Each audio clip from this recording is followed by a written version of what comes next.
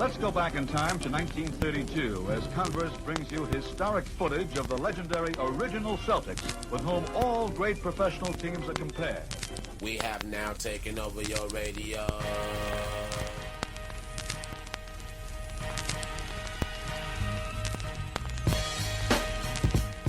Richie Guerin is about to show you the most important step in getting past a man. It's the first one. And Oscar will inbound it. The men in green, the Milwaukee Bucks, that's Alcindor against Bellamy. Has Jordan. Allen shakes free. Gets two! Gilmore on Stop! Oh, brother. lead, Toledo artists. You get 21. 4:28 to go in the first quarter for the Cow Palace. Here's Barry. Jordan. Open. Chicago with the lead. Hello, and welcome back to the Over and Back Classic NBA podcast. I am Jason Mann, and with me as usual is Rich Kraetsch. Rich, good to be back with you. Absolutely. And we are doing our final player episode in our top 50 series. From here on out, we're going to be we'll be doing a show with Rich and I talking kind of about our final arguments on certain players, and then after that, we'll have our show revealing the final top 50. So the light is at the end of the tunnel, as they say. So Yes.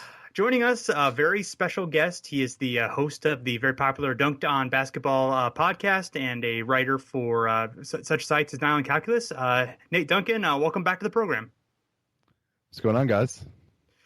So we are going to chat about Dwyane Wade, and one of the great players since he started in the mid-2000s, near MVP candidate, 3 championships, been a great, both a great lead player and a great supporting player for, or a co-lead player for the Heat over the last few years.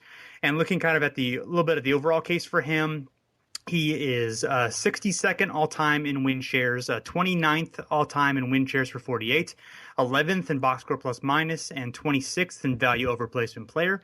He is 2 times on the All-NBA first team, 3 on the second team, and 3 on the third team. Also has 3 appearances on the All-Defensive second team, 6 seasons in the top 10 in win shares for 48, 4 times in the top 10 in value over replacement player.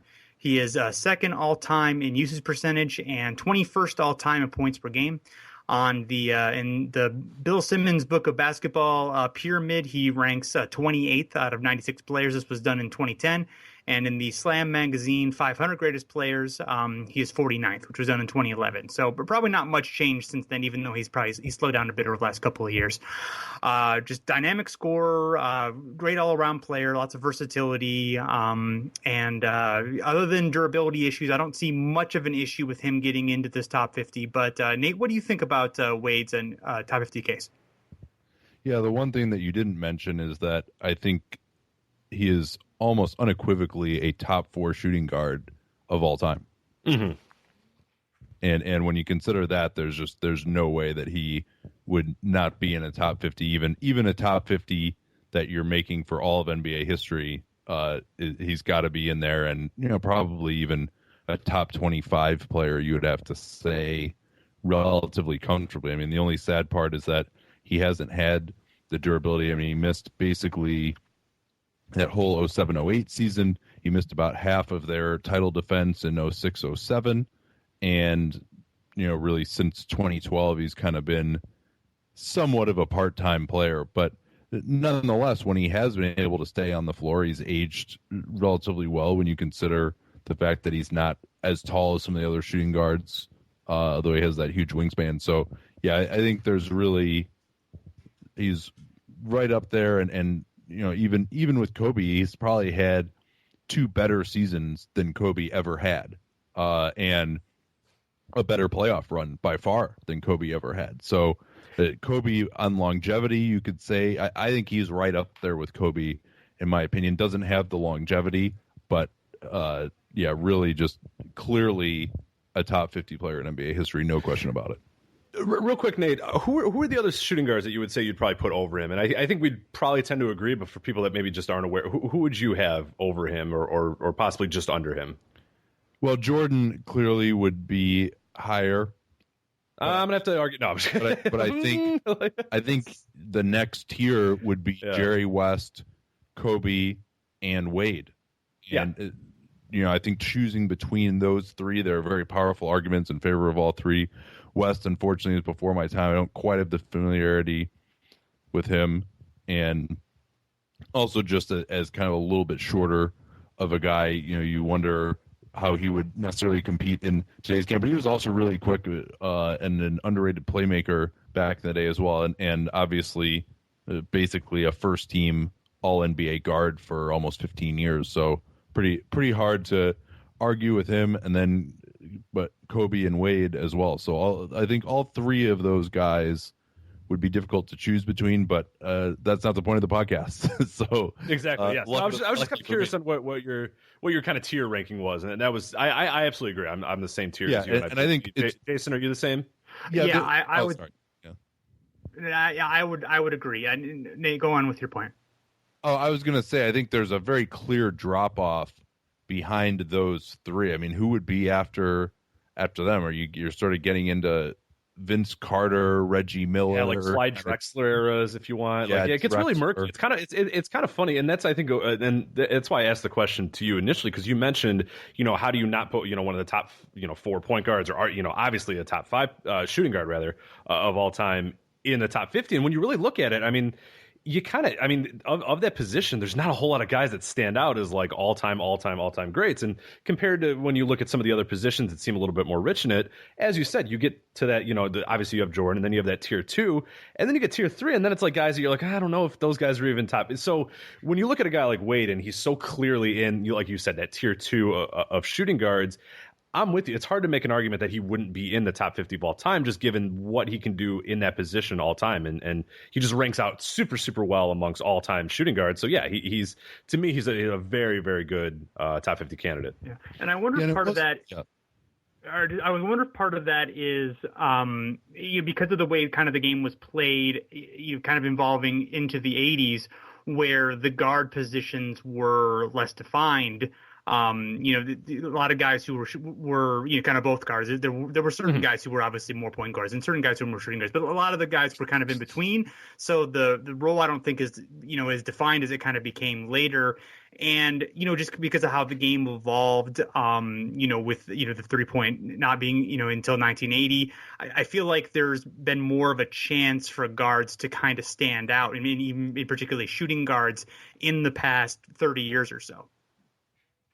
Yeah, that's the exact point that I was going to make, that it wasn't really the shooting guard position that had evolved, especially Jordan and Drexler. Those kind of guys were really the first high flyers at that position as much, I think, whereas before Dr. J, those guys were kind of more forwards. But, to get a guy who both had the ability to get to the basket, dunk on people, and shoot from the outside, and sort of be a de facto point guard, but at 6'6", and whose primary mission was still scoring, that was not something that we really saw until the 80s. Sure. Real quick here, and we've been doing this on all the podcasts, sort of looking at where Wade compares era and position, and then all-time position. Of course, this is just guards. This will count point guards and shooting guards here. But he's third in win shares all-time, or in his era, amongst guards, fifth in win shares per 48. So what are you saying? What are you saying is his era, just from the day debut? The time in which he played. Yeah, okay. Basically, from what we've been doing is just to kind of give it an era. We've been doing his rookie year until the time he retires. Gotcha. So just looking at the time at which he was playing and where he ranks, amongst those. And then all-time 19th in win shares, 10th in win shares per 48, and 11th in value of replacement player. But of course, as mentioned, this includes point guards and shooting guards, but still, it's all right. I mean, he's top 20 in basically all those, big advanced metrics. And then look at all the other stuff too, as Jason mentioned, usage rate and all that other stuff. He comes out as just a glowing candidate for this, almost a no-brainer in a lot of ways. Yeah, let's just end the podcast right now.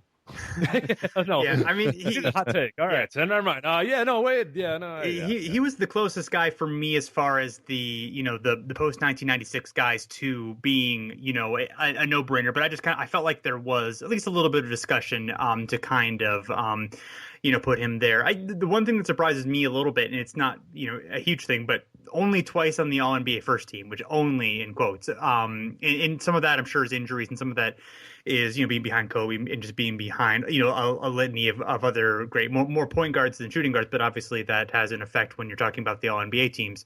But and part of it too is the fact that probably his two best years were spent toiling on a Heat team that had basically cleared the books, getting ready for 2010.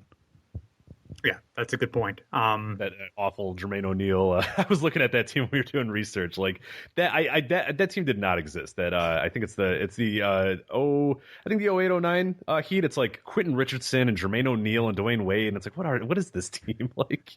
Like it didn't exist. There's no way it did. Yeah, they traded Sean Marion halfway through the year for Jermaine O'Neal.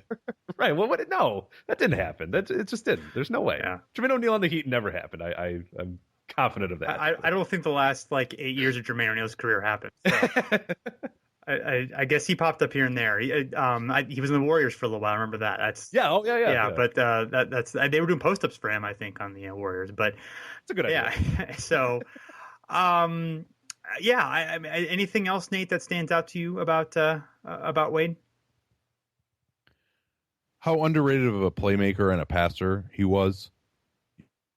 When you consider the point guards that he played next to, he essentially has never played next to a point guard who really could do much of anything as far as playmaking. It would have been interesting to see how that might happen. Although you could say that LeBron eventually became that guy as another ball handler around him. But for most of his career, you didn't need a point guard because he was probably, the best dribbling point guard or shooting guard among any of his contemporaries, and his ability to work in the pick and roll as a shooting guard was really something that we didn't see all that much of before he came in. And so he had seasons where he averaged 8 assists, really, which we did not see really, I think, from pretty much any shooting guard before him. I want to say other maybe than Jerry West, who was kind of playing as a hybrid point guard shooting guard. I can't think of any other shooting guards who are averaging those type of assists regularly, except maybe Jordan in 1989 is the only one that comes to mind to average over 8 assists. Mm-hmm. How do you think Wade, because, he's kind of right around kind of 4 on that list of shooting guards, and we're not necessarily, here to rank them or anything, but do you think he has a chance as his game ages to sort of, move up that list and, be in the conversation for second all time? Do you think his skills kind of lend to that? He doesn't really have the shooting, but it seems like the other stuff might, kind of let him have, a deeper career into his 30s, the health obviously being the big question. I don't know. That's interesting. He looked pretty spry in that preseason game the other day, but I don't think he's ever going to be good enough in these next few seasons to put him over or under either way. Maybe if he's on a team that wins a championship and he's the second or third best player, that it's possible, but I don't think so. I think most of his resume is complete now, and the question of whether you pick him or Kobe is really, I think, a question of whether you value career value more or you value peak more and you value postseason performance more, in which case I would say Wade gets it because Kobe, to me, never had that absolute transcendent carry your team to the title kind of postseason that Wade had in 2006. Mm-hmm. Rich, anything else?